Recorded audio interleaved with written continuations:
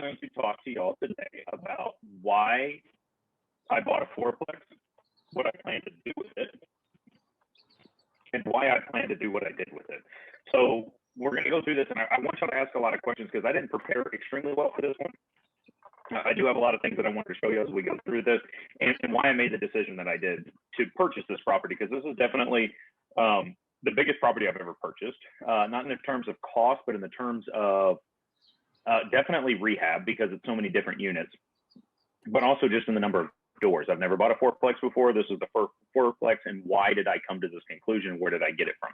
So I wanted to start today's lovely meeting with showing you guys what it looked like when I found it. So what I'm gonna do is share this screen and kind of show y'all what's going on. So I found this, can everybody see my screen? The inappropriately sized video. I should have shot it horizontally, but I didn't. So I actually found this property. So where did I find it? That's always the first question everyone wants to know. I was talking to other wholesalers. I know Hillary knows him, but I was talking to David Rose, and I was kind of complaining to him about what we have. And he goes, hey man, I got a project that I started. I can't finish it. I've got too much other stuff going on right now. If you want this one, I'll sell it to you for $210. If you know anything about Dave Rose, great guy, fair guy, straight up, but he is no nonsense. So there's not going to be a lot of negotiating. If he says 210, the price is 210. I might be able to get him down to 200, but I got a really good working relationship with him, so I really didn't want to screw with that too much. So I wanted to show you what the front of this looks like. So it is a true fourplex. So in San Antonio, we do have a lot of what I call the Frankenstein multifamily, where they take a house and they add a door, then they close this room off and all this. It is a true fourplex. As you can see, it is horizontal, and every single one of the fourplexes are two bedrooms, two bath, roughly 800 square feet. This is the condition that I did buy it in. As you can see, well, not entirely. A lot of these walls were still in place. This was about halfway through the demo. Everything needed to go. And so we took out literally everything. All of the insulation came out. That was all bad, old, whatever it was. As you can see, a lot of it was just torn up. But the good news about it, and the reason why it costs $210 in this state, and I'm pausing it right now. Can you see these yellow wires, everybody? So Dave had gone through and had put a new roof on the property, had run the electrical to what we call a rough-in phase, and had also run, let me see if I can show you. So as you can see, all of this stuff has been roughed in. So the electrical, a lot of the hard part's already been done. For those of y'all that know about rehabbing a house, this is one of the first things, especially if you're coming from the ground up. Oh, right there. So as you can see, also the plumbing had been roughed in. So you can tell that it's newer because they're using the PEX, which is this kind of plastic tubing that comes through here. Brass fittings, copper fittings, all that stuff, where it's all set up and ready to go. This is some pre-treated lumber to prevent termites. That's why it's pink, or any kind of wood destroying insect. I guess it just tastes bad to them or something. But as you can see, the spray foam's been installed. Now, with all that being said, he did pull permits. All that was great. However, it wasn't quite done. There was some repair stuff that needed to be done. But I started off with just demoing it. Let's get everything out of here. I like to see things very, very fresh. So this is the state that I bought it in, and I bought it for $210,000 for all 4 units. Now, why did I do that? Here's some more examples of where it was roughed in the back. So this was obviously set up for a washing machine. However, it was outside, as you can see, and there's no buildings outside for the washing machine. So I was going to have to build some framing and some different stuff. Overall, it looked really, really scary, probably to most people. But to me, I was like, oh my God, it's just filthy. So let's clean this whole thing out. Let's start over. So when we did all that, so $210,000. So when I look at something that I'm looking at buying, I want to know what I want to do with it. Now, a fourplex clearly is going to become an investment property, and it's probably something you're going to want to hold because there's 4 units. It kind of has a commercial feel to it versus a single family house. On a single family house, I might consider a flip, I might consider wholesaling, and I might consider all this. Knowing Dave, I knew there wasn't going to be any room to actually wholesale this property. He was going to sell it to me for what it was worth. And like I said, I wasn't going to argue with him. And then the next thing I was like, so if I wanted to hold this thing as a rental, that's what I'm going to do. And how do I make it worth rental? So I had to go do a couple things. One, there are no other fourplexes, true fourplexes anywhere near this house. So it was really hard to run comps. So I had to run comps, kind of running it backwards, looking at what I think I could rent them for. So then I started looking up all of what the 2 ones could rent for. And I came out with a number of about $850 a unit. Is what they were renting for in the area. Now, I have a feeling that my units will be a lot nicer because I will have brand new everything in it. So they're going to look very clean. They're going to be very nice. Plus mine had on-site washer and dryers. So I could probably actually bump that up to closer to 900. But for the sake of my first preliminary thing was to run out and take a look at it as just 850. So that's what I started with. So then the next thing that I want to do is I was like, all right, Colin, so I've looked at it. I need to take a second and I need to find out what I think it's going to cost me to rehab this project. So then I came up with a rehab budget. Now my rehab budgets actually look very, very different than what I'm presenting to you right now. This is not how it looks when I sit down to do it. When I sit down to do it, it looks way different, but this is actually what I turned into the hard money lender. And I need very, very round numbers and very easy numbers.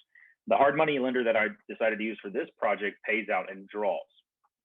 So I go in there, I do the work, I have to prepay for everything that's done, and then they send out an inspector to come look at it, and they use this piece of paper right here to decide what we're going to be doing or what they're going to pay out. So the very first draw, I said, hey, it's going to cost me about $1,500 per unit to clean everything out of it. I want everything gone, and then that includes dumpsters, that includes everything. Then I knew I was going to have to put up some framing. I knew I was going to have to do HVAC, and this kind of goes along the way of what the order that it'll go in. So then came, then we're going to insulate the whole thing. Then we're going to do drywall for the whole thing. Then we're going to do interior texture and paint, plumbing top out, so on and so forth. And my actual number came out to like $96,000 in rehab. I'd like a little bit of a buffer. So I was kind of working it up a little bit higher. And then I worked it up a little bit higher even again. And I came up with very round numbers to say it was going to be a perfect $100,000 rehab. So now I know what it's going to cost me to buy it, $210,000, and I know it's going to cost me to rehab it, which is another $100,000. So when I do all of that, then I have to kind of make some next decisions on how I'm going to do this. So all in all, I'm going to be into this house for $310,000. Is it worth it? Great question. So I like to run this little report here that I run on all my properties, and this one is very specific to a BRRRR finance, and I wanted to see what the numbers would look like. Now, when I ran all this, purchase was $210, my closing cost, my estimated repairs, I left out of that. And the reason why is because the way this report is set up is it runs the repairs as if I were to pay for them. So I'm not going to be paying anything out of pocket, I hope. Total projected cost, 2020, after repair value, I said it was worth $400. Now, why did I say it was worth $400? Well, let me see if this report punches it out. I came up with what's called a gross rent multiplier of 5.15, which is actually pretty high for a gross rent multiplier. And I worked that backwards. Now, I'm not going to get into how I value a property with this. It's not within the scope of this thing. But I came out with the idea that this house would be worth $400,000 when I was done. And it's based off of not comps. This is not like running a typical CMA. It's based on what the property is actually producing as we start spitting out this rental income. And it creates a gross rent multiplier, which I think I can't believe it's not in here. Oh, here it is, gross rent multiplier. Yep, 5.15. That's what I came up with as my gross rent multiplier. Working all that backwards, I said, hey, look, I think this house is worth $400,000. So I punched all this into it, and this is what I made my decision on, was based on this report right here. So if I go buy this thing, I think it'll take me 4 months to rehab it. I'm going to say it's going to take me 9 months to refinance it. The reason being is you have to own a property for at least 6 months before you can refinance it in most cases. I gave myself a little bit of wiggle room because I'm very, I drag my feet on refinancing properties. I don't know why. It's a terrible attribute, but I just gave myself a little bit of time. Came up that I was going to have to put about, my total cash out of pocket was $52,000 to buy this thing. My loan amount, all of that good stuff. Uh-oh. Wait, am I bringing Hillary back in again? Are you on the move? Sorry. So this is a little bit skewed because of the way the loan is set up. This particular program doesn't like to look at that. But when it was all said and done, my loan refinance amount would be for $304,000. Amortized over 30 years, figuring out 4%, and my monthly P&I. So the reason why the $400,000 was such a magic number for me is because most loans will lend out 75% of the home's value. At 75% of the home's value, I put $310 into it because it's a $100,000 rehab. I bought it for $210. At $400,000, 75% of that's $300. So I would, or $300,000. So I would get out almost all of my money that I originally invested into this property. And with this particular loan, you're going to see something that's really interesting. At $850 per unit, my net income on this property will be $3,400 per month. Now, I do work into it certain expenses. So what I want to know is where is it? Where are my assumptions? Excuse me. Oh, I don't have them. They don't show up in here. But there's certain assumptions that I have. I assume that my expenses will grow by 1% per year. I do calculate for things like what they call capital expenditures, general repairs and maintenance, property management companies, all of that stuff. So I said that I put in a general assumption, which was actually pretty low. I think I put it maybe 1 or 2% that I'll be setting aside every month for repairs and capital expenditures. The reason why I put that low is because I'm redoing the entire property. I seriously doubt anything's going to break in the first couple of years because it's all brand new. I said that I'm going to be raising the rents by 5% per year, so my income will go up, and I'm assuming the property value will increase by 3% per year, which is a little bit less than the San Antonio average right now. So when I have those things in here, it calculates all of this fantastic stuff for me. So it's telling me my monthly expenses, this is before I refinance it and after I refinance, it'll be somewhere around $2,000 a month. That means my cash flow will be somewhere between $1,300 and $1,200 before or after. That's what these two are. And the reason why this goes down is because my interest rate's lower, but it does bring in taxes. So it will drop a little bit, which is awesome because the total cash needed was $50,000. Before I refinance this property, I'm making 31% per year on this property on that rental income of $1,379. But when I refinance it, my cash on cash return becomes infinite because I should be able to get all of the cash that I invested out of this property back in my pocket. I'm not going to make really any money on that going forward. Oh, here's my assumption. I won't make any, I lost my train of thought on that. So, but I may or may not be able to get all my cash coming out of this. I'm probably when I refinance the property, I'm probably just going to get my 50 grand back out. I'm probably not going to get, 80 grand back out. Kind of like some people like to do. I just want my 50 back. And that's what's really important to me. So as we go through here, you can see what I'm expecting. I'm expecting a 5% vacancy, which is about 1 unit being off per year. Like I would have 1 month's rent. It actually comes out to like 8%, I think. But I kind of figured that in. I did 2% for repairs, 2% for capital expenditures. So every month I'm putting $68 aside to fix something. Every month I'm putting $68 aside to fix something big, like putting a new HVAC. The insurance is about $167 a month, property taxes and all that good stuff,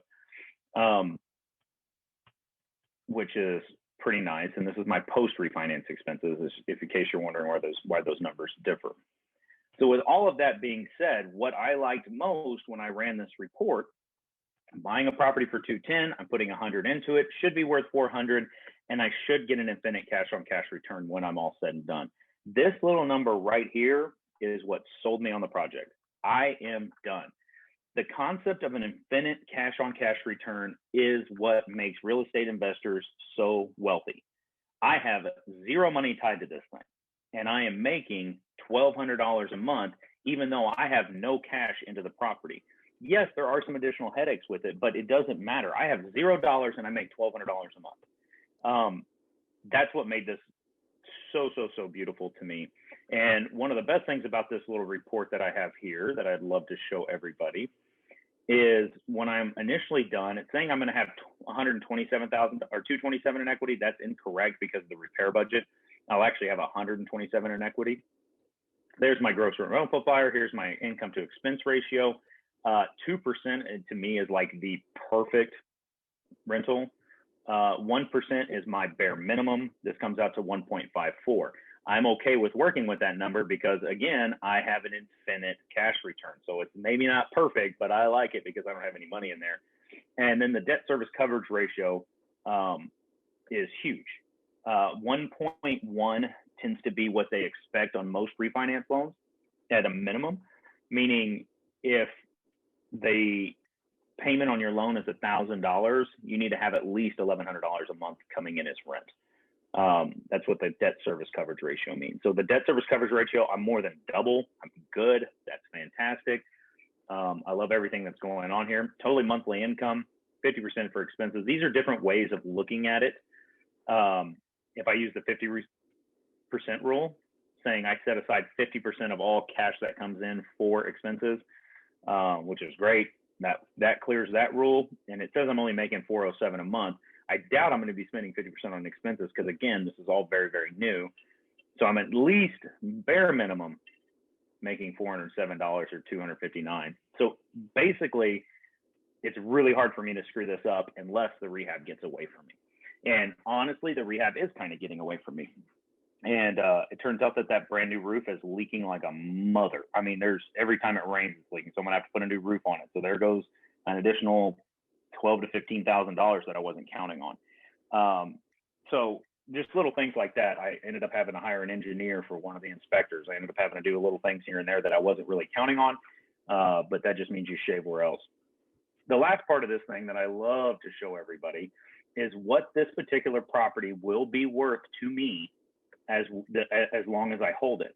So again, like I said, my most important thing is that I have an infinite cash return because I now own an asset with zero money out of my pocket. That's huge.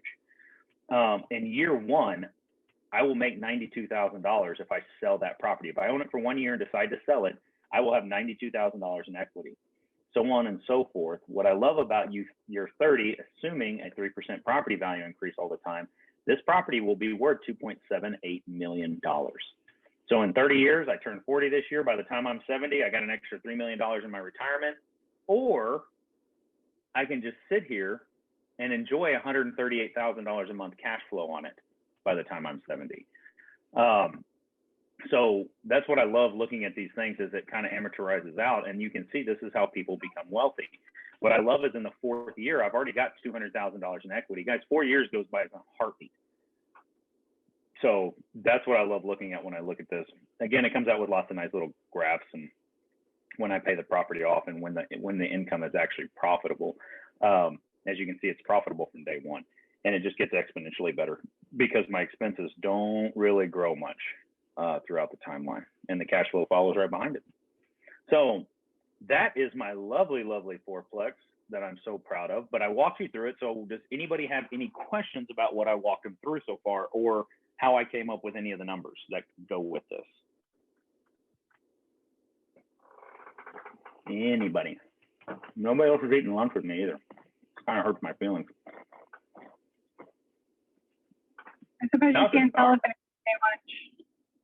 Say it again. I said, I suppose you can't tell if somebody's eating lunch since you can't see anybody. I know, bunch of cowards. Well, I didn't do my makeup either. I mean, I'm driving, so I just can't. Stay safe. Stay safe. Yeah. No, I think everything you said was pretty straightforward, especially like having the visual as well. Yeah, and I will say the hardest part about this, guys, is coming up with the budget. Knowing what it'll take to repair something. This is the hardest thing. And quite honestly, I have a buddy of mine that works with me. He's a big numbers guy, and he wants me to send him every receipt. He's going to help me create the perfect spreadsheet. So that way, whenever we walk in, you can sit down and all you got to do is take measurements and then just plug it in, and then boom, it'll tell you exactly what it's going to take. And I spent probably 45 minutes on the phone explaining to him why that will never happen. There are too many variables when it comes to rehabbing a house that it'll never be a perfect science. What I suggest if you're new is take a GC out with you. I work very closely with the GC. I work with Jessica. She comes out there with me, and I come up with a number in my head, and then I send her out. She comes up with a number in her head. We fight back and forth a whole lot, and then we come up with our final number, deciding on what it's all going to cost us. But this is including labor, everything. And I've worked out a lot of deals and a lot of bargains, and I know a lot of people that do stuff for certain prices, and that's where a lot of the arguing comes in. It's like, how are you going to get an HVAC installed for $20,000? Well, we found a guy that'll do it for $4,800 a unit, which is kind of nice because that's going to save me $800 that it's going to go to a new roof. So, and things just change. Prices change, lumber changes. labor changes, all kinds of stuff just change. It's really difficult to do this. But in order to get this done, this is the most important thing. And my advice to everybody is just follow somebody around that does this a lot and just ask them what they're thinking and how they come up with prices. I know, Hillary, correct me if you're wrong. I think y'all have a general number that if it's a lipstick rehab, you say it's $13 square foot. And that's pretty easy. Yeah, and the lipstick rehab, guys, is we're going to put in new flooring, usually pretty standard flooring. We're going to paint it. We're going to update some stuff here and there. So if you have 100,000 square foot or 1,000 square foot house, it's going to cost you $13,000, which is a good general starting point. Yeah, I was going to say it depends on square feet. It depends on like systems. It's like if there's like a system that needs to be fixed, like let's say it's the AC, then we do like X amount. I don't remember off the top of the head what it is. So it really just depends. Like you don't really know until you walk the property, and then it's like he's like Colin's saying, it comes in time. Like you kind of just walk and you know, like for this amount of square feet for like all new interior paint, it's going to be around this price. Which just comes with time and practice. Yeah, for example, like I know typically I pay about $1.50 a square foot to pull up carpet. I pay about $2 to $2.50 a square foot to lay down tile. Maybe about $2 a square foot to lay down laminate. All those things you're just going to learn as you go through it. And, there's just lots of variables. You never know what you're going to do when you get into a house. This one was pretty straightforward because it was all straight installation. We're just starting from the beginning, which I really liked. We didn't really have to argue about what we're keeping, what we're saving. Some of the main arguments came from, I don't know if you can see the video, if we jump back to here, is silly little things like how exactly are we going to create this back room?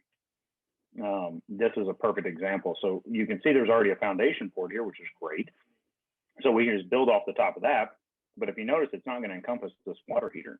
So one of the big questions is how in God's green earth are we going to encompass this one? Are we going to pour another foundation? Are we going to do this? What are the costs of both? Kind of exploring all that. And then same throughout, like where are we going to put the HVAC closet? Where are we going to run the ducts? Because I don't know if you can see this.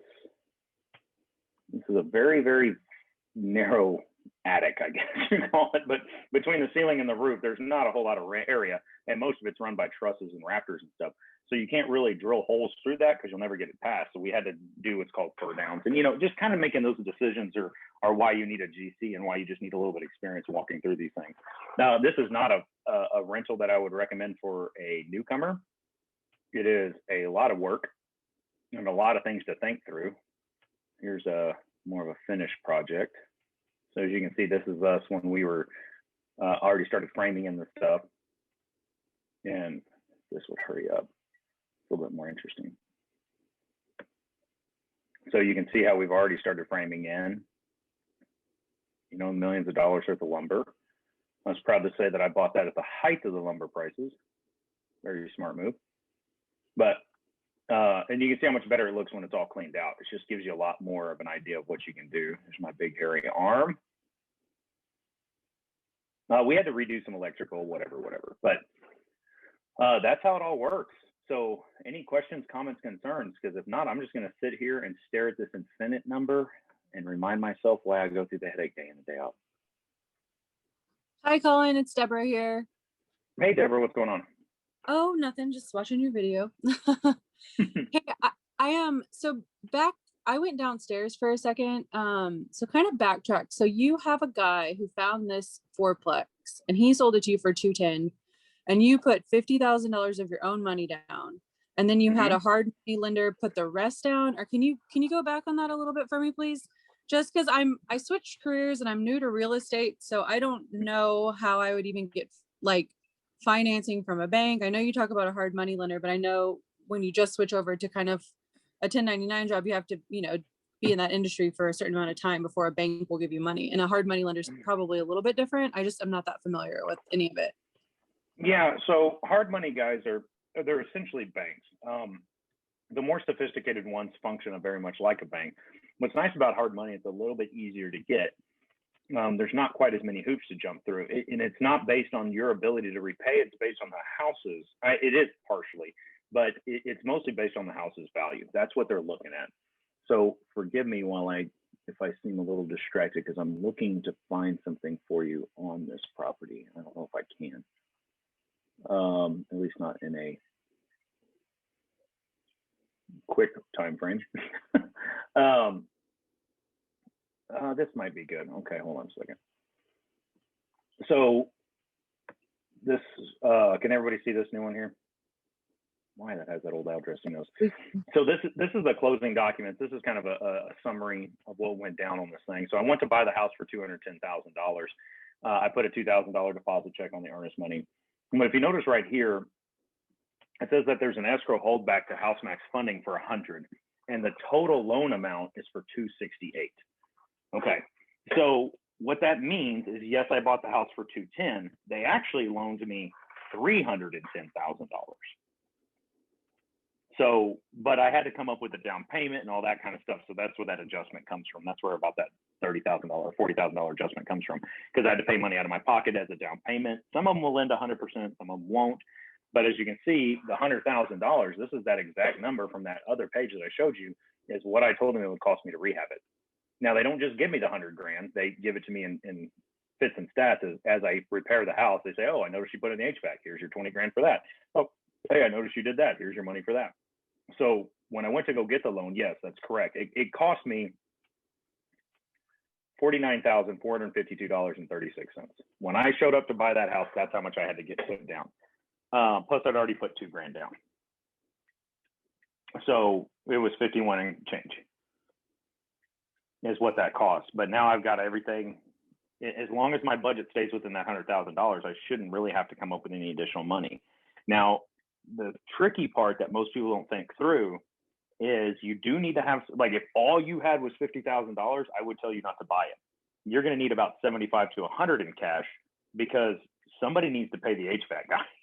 Like, he's not going to go spend 20 grand on supplies himself and then wait for you patiently to pay him. Yeah, these guys are pretty quick.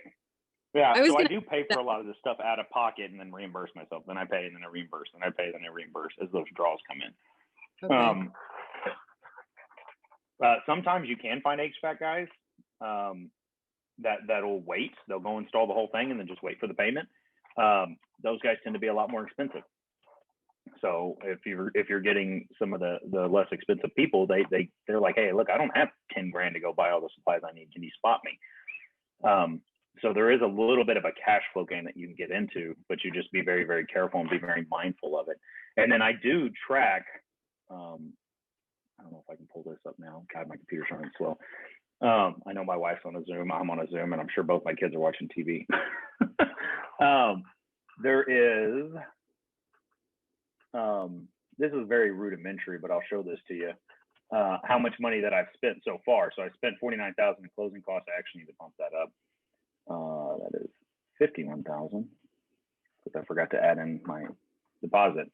And this is a simple one that I keep for myself to kind of give myself a P&L very quickly at the end. So I had to pay $500 for the appraisal. Dumpsters. I bought the blinds already because there are 46 windows in that house, and I found them on sale at Habitat for Humanity. I bought 46 sets of blinds for $137. That was a hell of a deal. This was a lot of the lumber. There was fleas there. Had the guy repairing the roof. This is the down payment for the HVAC. These are the contractors that are doing all this stuff. This is reimbursement for supplies that are coming up. And so far, I've spent $35,000 on that property. Now, so if we do the simple math, I've got $65,000 to put a roof, drywall, toilets, all that kind of stuff to go through it. So you definitely have to stay on top of what you're doing. And I think so far I got a draw for $28,000, I think. I don't know, I have to go look that up, but I'm not going to sit here and bore you. I'll like try and figure out where I put that. So does that answer your question, or did I go off on too big of a rabbit hole? No, you're okay. Yeah, I'm just so new to all of this that I like all the information. I think it'd be really neat to do, like, I saw somebody post on the Facebook group that they wanted to do kind of like a walkthrough at an investment property. I can't remember who posted that on the White Line group. I think it'd be neat. Come over anytime. Well, Eric and I are going to be teaching a whole series on investing. We're going to do it live and in person. and we probably will be taking y'all around to walk you through different things so you can see what we're talking about. I mean, it's just so hard because I will say this about investing. Don't go till you're ready, but you'll never know when you're ready. Yeah. You can read all the books you want about swimming, but you're never going to learn a damn thing until you get in the water. Yeah. And so, you know, you can analyze real estate investing to death and still not understand everything that's going on. I still don't I mean, I still get surprised by things. I mean, all the time. I know Eric does. What else, what other investment properties do you have? Or like, how did you start? Because I know this is a bigger venture, like a fourplex. How would you suggest somebody like me getting started, somebody new in this? A single family in an area of town that you know a lot about. Mm-hmm. Like a rental, or are you saying like a wholesale or? Well, typically most people start with wholesaling because that's going to have the least amount of exposure. It's very hard to lose large amounts of money wholesaling. However, it's a hustle game, so you're going to spend a lot of time. So you're trading your money for time. So I'm not going to spend a whole lot of money, but I'm going to spend a whole lot of time going forward. And then after that, I'd probably recommend doing rentals because if you can hold a piece of real estate long enough, you look like a genius. So even if your property only, you know, makes you $100 a month and you're like, oh, I'm such a failure. But if you hold it for 10 years and all of a sudden it's worth 3 times the amount you bought it for, you look like a genius. Yeah. I mean, it all depends on how much money you have, what your risk level, you know, what your tolerance risk level is, you know, what your expertise is, what do you know? Yeah. I mean, the first house I ever bought was a little bitty dinky 2-bedroom, 1-bath out in Bandera, and I think I paid $13,000 for it. That was my very first house, $13,000 or $14,000 for my very first house. Oh wow. My second house I bought in Seguin, Texas, torn to crap. I think I bought it for $18,000. You know, so I started off on the very, very lower end, which I know it's very hard to find properties like that right now. Yeah. But I mean, I didn't start off by buying $200,000 pieces of crap. And yeah. But the $200,000 piece of crap made sense to me because I ran the numbers, I sat down, I analyzed it, and I'm like, yep, I can get all my money back out and I can own something worth $400,000. That's pretty dang strong. Yeah, so I guess that's what's a little confusing to me, the refinancing portion. I feel like I see videos on this all over TikTok, the BRRRR method that you call it, or I guess I just don't understand. So if I bought something and put $50,000 in, like, and then another 30,000 to rehab it, and then I rented it out, and then in 6 months I take it and I refinance it. I don't understand I guess I just don't get that. I don't understand. It's called what the part you left out in there is a little term we use called forced equity. Okay. So it's the same concept as a flip. If I buy a $50,000 house, I put 25 grand into it and I sell it for 100. I'm into it for 75, but it's worth 100. So I forced $25,000 worth of equity into that house by repairing it. Does that make sense? That's where the term forced equity comes from. And then there's time equity. If you just wait, you either pay down the loan or the value goes up, and that creates more equity, right? So, but on a flip, what you do is you force equity very quickly. I force equity in 3 months, and now I have $25,000 in equity in it. Now, with a rental, it's the same thing. I am forcing $100,000 worth of equity in this thing. I bought a $200,000 piece of crap. I'm putting 100 grand in it. Now it's a $400,000 cash flowing fourplex. But your confusion's the refinance, right? So I'm into it for 300, but I made it worth 400. So same exact concept, just bigger numbers. And when I go to the bank, so now I owe this, but then one thing I did leave out is I have to pay this hard money lender $2,000 a month, $2,010 a month or something like that. That's what I pay them per month to borrow this money. It's at 9%, I think, or 8.5%, something. It's a pretty high number. Yeah. And it's interest only. So when I go to the bank and I go, hey, just like you did on your house, I'd like to refinance my property. Okay, how much is it worth? Well, it's worth $400,000. And they say, well, we give loans up to 75% or up to 80%. Well, 75% of $400,000 is $300. So now I pay everybody off. The 50 I put in, this number right here, see, I owe him 268. So I pay everybody off and I get a brand new loan, but I got my 50 grand back. Okay. So I refinanced it and now I'm paying 3% interest, and it's on the set it and forget it method. So for somebody like me though, I couldn't go to the bank and get a house refinanced. Like since I'm new to 1099. Maybe, and that's going to be between you and the bank, because a lot of them don't. A lot of times, if your house cash flows enough, they use that as the right, because you have income coming in off of that, so you have income over there. And yes, you're 1099 for 2+ years. I mean, you'd have to talk to your bank. There's all kinds of stipulations with that, but there's even okay. Because that would be a risk for somebody like me to do something like this, or anybody just starting out to do something like this, and then 6 months think we're going to go to the bank and refinance, and then we can't. Right. So you definitely need to talk to your bank before you do all this stuff. So here we go. Here's a good one. There's also, this is a hard money guy right here. I can't. Can you zoom in a little bit? Yeah. I'm zooming. Bear with me. So this is an email that I got from a hard money guy, lendinghome.com, right? And I said, hey, what are y'all's numbers on a 30-year fixed, not rate and term, but let's say we do a cash out refi, right? So this is what a cash out refi. So he sent me his numbers. He's like, what's your credit score? You know, how much are you looking to borrow? Do you want to borrow 70, 75%, right? So they're only going to lend up to 70%. And my interest rate 6.5. And the cool thing about this is this is a hard money loan. So they're not going to come in here. They're assuming my debt service coverage ratio, which I talked about, is 1.1, which on that particular property, my debt coverage ratio is 2.07.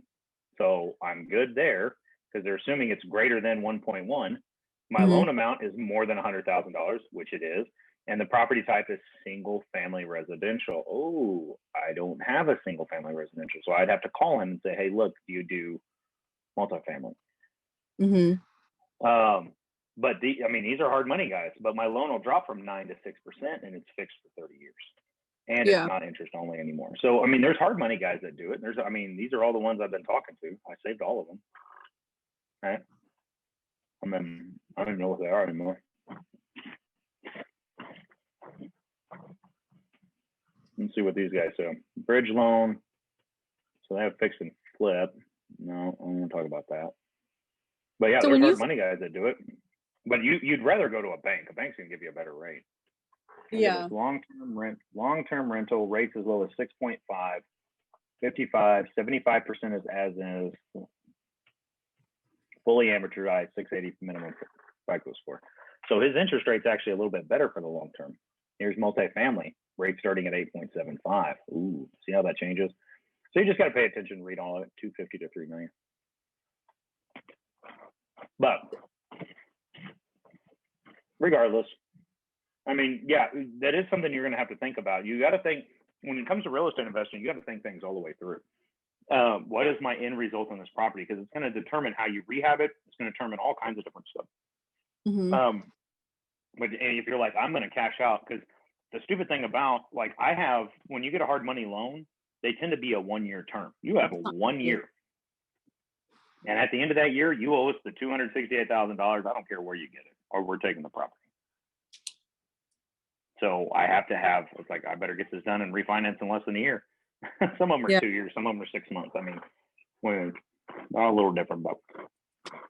So let me ask you this: whenever you first got into, how long have you been doing real estate for? 5 or 6 years now. So when you first got started, how did you start? Did you start with, helping buyers and sellers, or did you start with wholesaling? How did you get to this point where you're investing now? Well, how I started, like, on my labor side of things, was started with Eric. I'll spare that story because, it's spare it for another day. But I basically started driving Eric crazy. Like, I just followed him around and said, I need to see what you're doing. I said, tell me how I can help. Find somebody. Like, I'm glad I caught Eric when I did, because if I tried to do that now, he'd probably punch me and then just walk away because he's so busy. But I know I'm not telling everybody to call. Actually, you know what? Everybody call Eric. It'll be funny. But find somebody that's doing what you want them to do and add value to their life.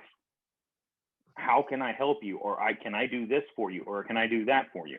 And I found a lot of different ways that I was able to help Eric. And so he said, yes, if you can help me do all this stuff, yes, you can sit in my car and drive around with me all day.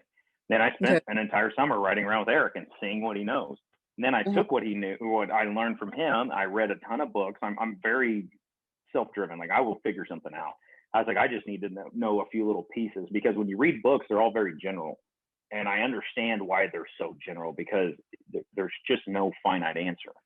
But when I saw how Eric handled a handful of these finite problems, like, oh, what do you do with plumbing on this house? Now, what did you do with plumbing on this house? What did you do with plumbing on this house? Because there is no call a plumber answer. You know what I mean? I mean, yeah, I guess that is technically an answer, but you know, what are the correct ways to handle things? And once I started kind of understanding that, you just got to jump one. You just got to jump one day. I mean, I bought a $13,000 house, not because I had $13,000. I had more than that, but that was what I was comfortable. And I was like, okay, let's see if I can screw this up. Kind of like going to a casino. It's like, let's learn crap. Don't put $100,000 unless you're ready to lose it. But I mean, I guess what I'm saying is, like, when you first started, not only did you follow Eric around, but like, you obviously left another job, you know, to come here and to get the money and to get things going. Like, I'm sure you sold houses also, or did wholesaling, found these investments by doing the Deal Machine app, or like, I've done Deal Machine. I've done 100 million different things. I mean, this isn't even all of them. These are just the ones that I started putting in here. These are just all my completed investment transactions that I've done since I started storing them in Dropbox. There's another file of them somewhere. And then you just keep doing them. How to, like, today, I try my best to live off of my realtor income. That's where I try to live. And I just try to keep all my investment money rolling. That's what I try to do. I mean, yes, I had another job. I was fortunate enough to have, you know, I had a sales job. So, I mean, I kind of did what I wanted to do when I wanted to do it. So it gave me time. I was good at the sales job, so I had extra money, you know? So, I mean, how do you start? I mean, it's one bite. How do you eat an elephant? You know, one bite at a time. I would say right now is not a real good time to probably go out and do your first investment property. I'd probably wait about 6 months until the market kind of levels out, because the stuff that I see people pushing out there it's ridiculous. Like, the reason why I bought this fourplex, and this is normally I'm working on 2 or 3 projects at a time. This is the only project I'm working on because I can't find anything else I like. So, yeah. I mean, how'd I get started? Following Eric around, reading books, and then what's so funny is Eric, if you spend any time with Eric, I mean, he'll give you the answer and then go about his business. He's not going to hold your hand through the process of it. So you know, I had very early on to learn to be very self-reliant and figure it out the problem, you know, whatever it is. And if it was a conceptual thing, like, how would you handle this? Then I'd call him, you know, or, you know, my AC guy flaked. Do you have an AC guy? You know, whatever it might be. Hopefully that was a dog. Sorry, that's my nephew. Oh, it was your nephew? I had to okay? Because I didn't want you to feel like you were talking to yourself on this call, so I wanted to kind of talk back a little bit. No, you're fine. But that's why I decided to BRRRR this one. It's going to take me a long time to do it, but hopefully everybody understands how important this little part right here is. That is like the most beautiful, sexy, amazing thing in real estate, that little infinity percentage.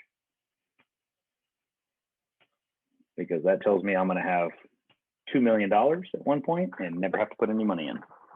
So, all right, anybody else? Felipe? Hillary ditched, but I know she had a meeting with somebody. Yeah, I think Hillary had to jump off because she was going to have lunch with somebody. But I had a quick question. Yeah. Where did you get that really fancy spreadsheet that you... Oh, I can't tell you that. Are you kidding? Just joking. Hold on. Bigger Pockets. Oh, okay. Now, I do pay for this service through Bigger Pockets, and it's imperfect. I would like a lot of changes to it and all that kind of stuff. Like, I don't like the way certain things work, but yeah, I use it all the time. What's the name of it? Because I know my husband's looked into. Okay. Some Bigger Pockets, like calculators. Oh, okay. So yeah, because I know they have a bunch of different types of calculators on there. Yeah, so this one was a BRRRR calculator. It's not a rental property. So BRRRR basically means that you have to repair it. There is a rehab involved in it. If it's a rental property, that means you're just buying it as a rental. Okay. Okay, cool. Thank you. Yeah, because we're I'm trying to look for something like that so that we can start using like for like our flips and stuff. So yeah, they'll let you do a couple free ones in here. Like you can use the calculator free like 4 or 5 times, and then they want to charge you something a month, which yeah, I use it a lot, so it's worth it to me. it's worth it. Yeah. Okay. Oh, okay. Thank you. Yeah, because I was wondering that from the last video I had watched of yours. I was like, where did you get that calculator from? It looks so fancy. Oh, very fancy. No, but guys, and that is another thing I will tell you: beg, borrow, and steal everything. Do not try to create a lot of these things. I mean, real estate investing has been around for 1 billion years. It'll be around for 1 billion more. Just ask the questions. Find out what's going on. Find out where everything is. You know, if you can figure that out, then you just use everybody else's resources. Eventually, one day, I may redo this calculator, but that's when I'm got plenty of money and time. I don't have much of either right now, so. Okay. I'm Thank gonna you. use what other people got and go from there. Yeah. Yeah. All right. Thank Well, that concludes today's Lunch and Learn. I will be off next week. I am on vacation. And the week after that, I should be back, but I'm not 100% sure. I know I'm back in town. I just don't know how alive I'm going to be. So I'm off next week. Everybody enjoy next week off. I'll put a notice about that. But other than that, go sell some houses, buy some. Call if you got questions.